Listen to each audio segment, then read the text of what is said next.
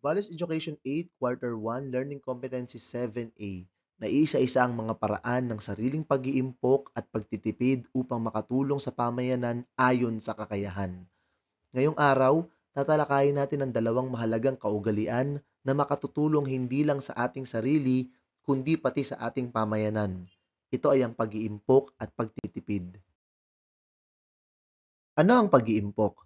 Ayon sa Britannica.com, ito ay tumutukoy sa ating kakayahan na magtabi ng bahagi ng ating pera o kita o income upang may magamit tayo sa mga darating na panahon.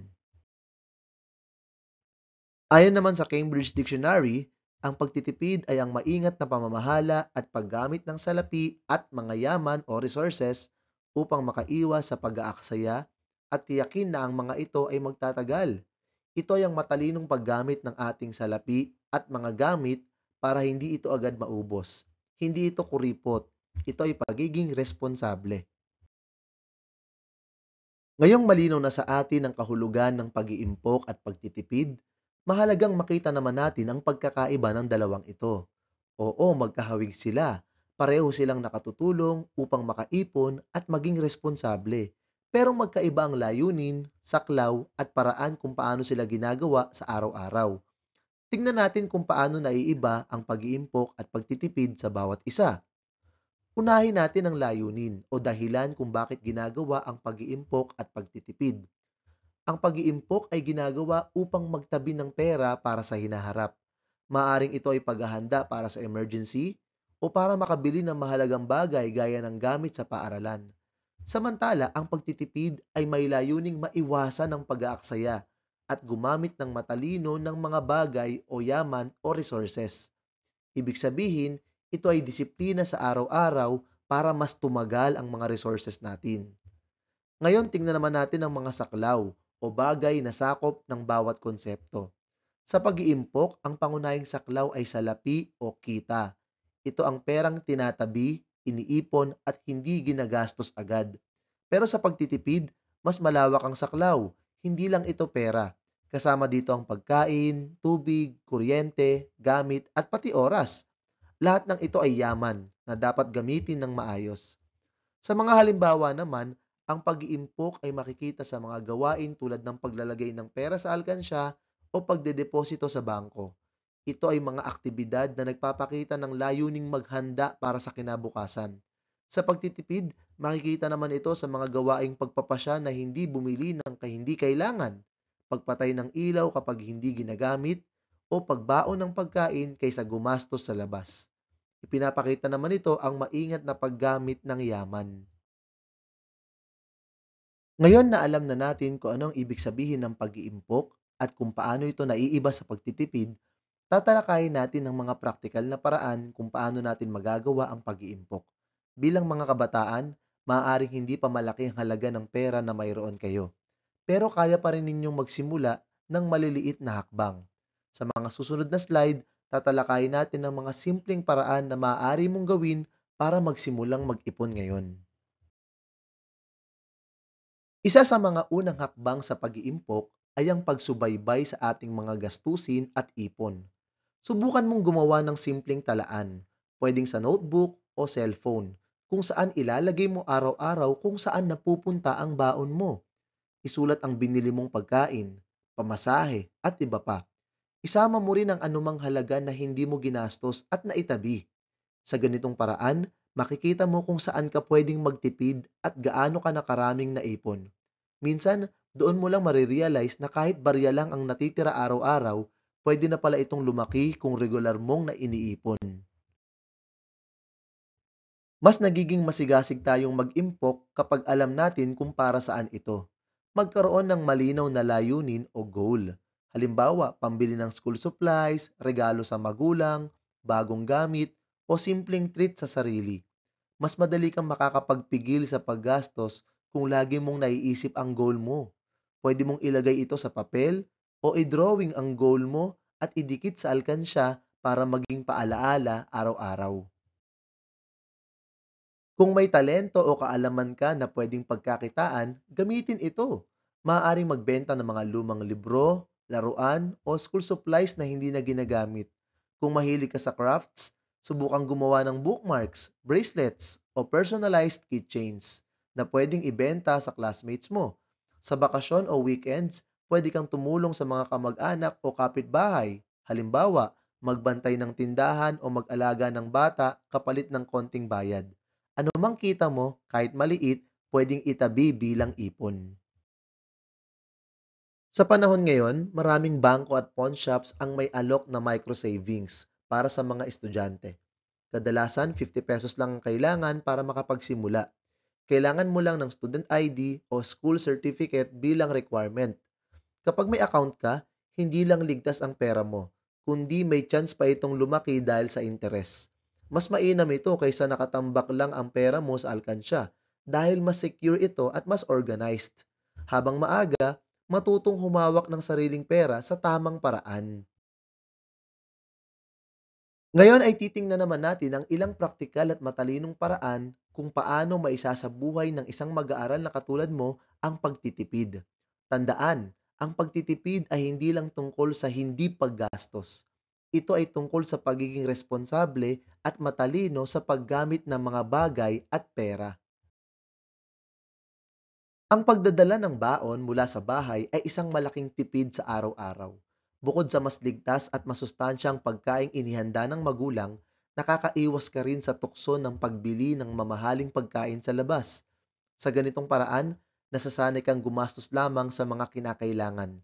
Kapag may sarili ka ring tumbler, makakaiwas ka sa pagbili ng bottled drinks o soft drinks na mahal at hindi rin mabuti sa kalusugan. Kung araw-araw tayong bumibili ng merienda o tanghalian sa labas, hindi natin namamalayan na lumalaki ang ating gastusin. Halimbawa, kung araw-araw kang bumibili ng ₱50 na pagkain, sa loob ng isang linggo ay ₱250 na agad ang nagagastos mo. Kung magbabaon ka mula sa bahay, hindi lang ito makakatipid, mas masustansya at ligtas pa ito para sa iyong kalusugan. Bago bumili ng bagong ballpen, notebook o anumang gamit, siguraduhing ubos na o sirang-sira na ang luma. Halimbawa, ubusin muna ang tinta ng ballpen bago bumili ng bago. Sa ganitong simpleng paraan, natututo kang maging masinop o hindi mapag-aksaya. Minsan kapag may gasgas o konting sira ang gamit natin tulad ng bag o sapatos, agad tayong gustong bumili ng bago. Pero kung gagamitin pa natin ito hanggang sa tuluyan ng masira, mas makakatipid tayo. Huwag agad palit ng palit. Maging mapagmatsyag sa tunay na pangangailangan. May mga bagay na gusto lang natin pero hindi naman talaga kailangan. Maaaring nauudyok lang tayo ng uso o dahil may nakita tayo sa social media, gaya ng mamahaling sapatos, gadgets o accessories. Sa bawat desisyong bumili, itanong natin, ito ba ay kailangan o luho lang? Kung luho lang, baka mas mabuting ipagpaliban o wag nang ituloy. Isama na rin dito ang bisyo tulad ng paninigarilyo, pagsusugal at pag-inom na hindi lamang magastos kundi mapanira rin sa buhay. Ang tunay na pagtitipid ay may kasamang pagpili ng tama at mahalaga. Ang pagbili ng tingi-tingi ay kadalasang mas mahal kaysa sa maramihan. Halimbawa, ang isang sachet ng shampoo ay maaaring mas mahal kung susumahin kumpara sa isang bote. Pero tandaan, mamili lang ng maramihan kung tiyak na magagamit lahat para maiwasan din ang pagsasayang. Kung may sapat na budget, mas mainam na mamili ng maramihan lalo na sa mga gamit sa bahay tulad ng bigas, canned goods, sabon at iba pa. Mas mura ito sa kabuuan kumpara sa paisa-isang pagbili. Siguraduhin lang na magagamit lahat upang maiwasan ang pagsasayang. Ang impulsive buying o padalos-dalos na pagbili ay isang malaking kalaban ng pagtitipid. Maaaring nakakita ka ng cute na item sa mall o online, tapos bigla mong binili. Magandang gawing ugali ang maghintay ng isang araw o 2 araw bago bumili. Kung gusto mo pa rin ito pagkatapos ng ilang araw, baka kailangan mo nga ito. Pero kung hindi mo na siya hinahanap, ibig sabihin ay hindi talaga ito mahalaga. Ang impulsive buying ay isang ugali na kailangang iwasan. Bago gumastos, tanungin muna ang sarili, kailangan ko ba talaga ito? Kung hindi naman, maghintay ng ilang araw, baka sa huli ay mapagtanto mong hindi mo pala ito kailangang bilhin. May mga gamit na maaring i-repair pa sa halip na itapon agad. Halimbawa, kung sira ang zipper ng bag o medyas na may maliit na butas, subukang ayusin muna bago bumili. Bukod sa mas matipid ito, natututo pa tayong maging masinop at maparaan. Ang kakayahang magpahaba ng buhay ng gamit ay nagpapakita ng katalinuhan at pagmamalasakit sa kapaligiran. Sa panahon ngayon, maraming bagay ang makukuha natin ng libre. Maraming e-books, tutorials, at study materials online na hindi mo kailangang bayaran tulad ng video na ito. Kung may public library o libreng wifi sa barangay, pwede mo rin itong samantalahin para sa pag-aaral. Kung may libreng wifi sa barangay, libreng school supplies, o health services mula sa LGU, gamitin ito. Hindi ito pagiging kuripot, kundi pagiging praktikal. Tayo ay pinagkakalooban ng mga serbisyong ito para matulungan tayong makatipid. Hindi lang pera ang kailangang tipirin. Ang kuryente, tubig, oras, lahat ito ay mahalaga. Halimbawa, patayin ang ilaw kapag hindi ginagamit, isara ang gripo habang nagsisipilyo, at gumamit ng oras ng epektibo. Sa pagiging maingat sa maliliit na bagay, nakakatipid tayo sa mas malalaking paraan. Ito ay tungkol sa matalinong paggamit ng kuryente, tubig, papel at iba pang yaman.